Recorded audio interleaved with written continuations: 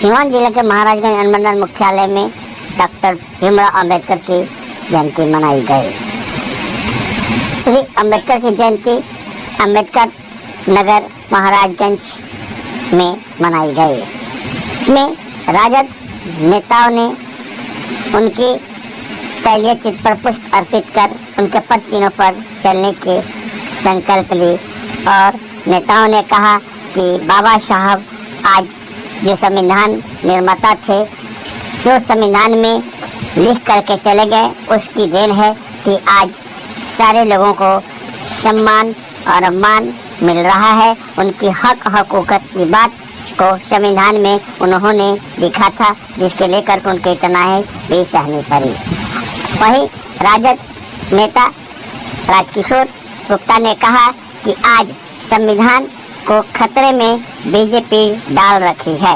जब चुनाव आता है तो कहीं न कहीं हिंदू खतरे में हो जाते हैं और मंदिर मस्जिद की बात आने लगती है, 370 की बात आने लगती है, लेकिन वही बात जम्मू कश्मीर में जाने के बाद 370 की बात नहीं आती है। और जब चुनाव बीत जाता है तो सारे हिंदू खतरे में से निकल जाते हैं। जब चुनाव आती है तो सारे लोग हिंदू हो जाते हैं। जैसे चुनाव बीतती है सारे लोग जाति और वर्गीकरण में बंट जाते हैं। उस समय बीजेपी के नेता हिंदू की बात नहीं करते हैं। आइए राजद नेता राजकिशोर प्रसाद ने क्या कहा, आपको भी सुना। उसमें कभी न कभी जब देश में किसी भी राज्य में चुनाव आता है ना, तो उसके पहले वो संशोधन बिल ला देता है। जैसे यूपी में चुनाव था तो 370 हटा दिया। हम पूछना चाहते हैं कि देशवासी से कि कोई भी जम्मू कश्मीर का व्यक्ति छोड़ करके किसी बिहार वासी को, झारखंड वासी को, बंगाल वासी को एको कट्ठा जमीन जम्मू कश्मीर में किनाया नहीं किनाया। तो इस बिल से क्या फायदा हुआ संशोधन से? आप बताइए कि हवा बेर बहला करके चुनाव जीत लिया। अब चलिए दिल्ली में चुनाव था तो एगो बाबा है, वो बेचारे कह रहे थे जो कुछ नहाने नहीं जाएगा वो देशद्रोही है। वो तो नहाने के पहले हम सुनबे नहीं किए, नहीं तो हम उनका उपाय करते हैं। हम नहाने गए थे और नहाने नहीं जाते।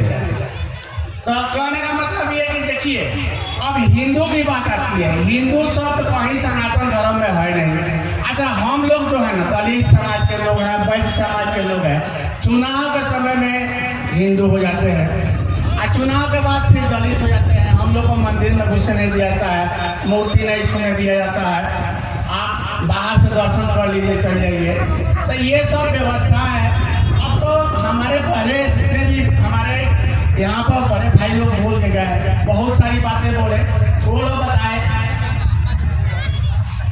कि भाई देखिए मंदिर में जाइएगा तो आप भिखारी कहलाइएगा, स्कूल में जाइएगा तो सरकारी नौकरी पाइएगा, अपना अधिकार पाइएगा। तो देखिए पहला बात कि जब दिल्ली का सरकार जब तक हम लोग उखाड़ेंगे नहीं तब तक संविधान बचेगा नहीं। और रहा सवाल बिहार का, तो बिहार में देख लीजिए हम लोग नीतीश जी को मुख्यमंत्री माने थे, बने हैं बेचारे 15 वर्ष से, बरियारिये बने हैं, 40 वो सीट लेकर के मुख्यमंत्री बनते हैं। कभी हम लोग के पार्टी का साथ ले लेते हैं, कभी भाजपा का साथ ले लेते हैं। आज देखिए संविधान में संशोधन हुआ और वक्फ बिल का जो बात आया, न उससे हिंदू को फायदा है न मुसलमान को फायदा है, लेकिन चुपचाप बैठे रह गए। मानसिक संतुलन नीतीश जी का बिगड़ चुका है। युवा शक्ति है तेजस्वी प्रसाद यादव जी, उन्हीं के बातों पर भरोसा है। देखिए 1.5 साल के लिए तेजस्वी जी आए, 1.5 साल में 5 लाख नौकरी दिए, हर आदमी का उत्थान किए, उसमें जात का बात कोई नहीं आया। तेजस्वी जी अगर आज मुख्यमंत्री बनते हैं तो हर माई बहन को 2500 रुपया उन्होंने वादा किया है कि हम देंगे। अब वादा पर भरोसा हम लोग तेजस्वी जी के कर सकते हैं। अब देखिए ना मोदी जी का जो वादा था, अब देखिए 2 करोड़ साल में रोजगार का बात था, लेकिन 2 वैकेंसी नहीं निकला।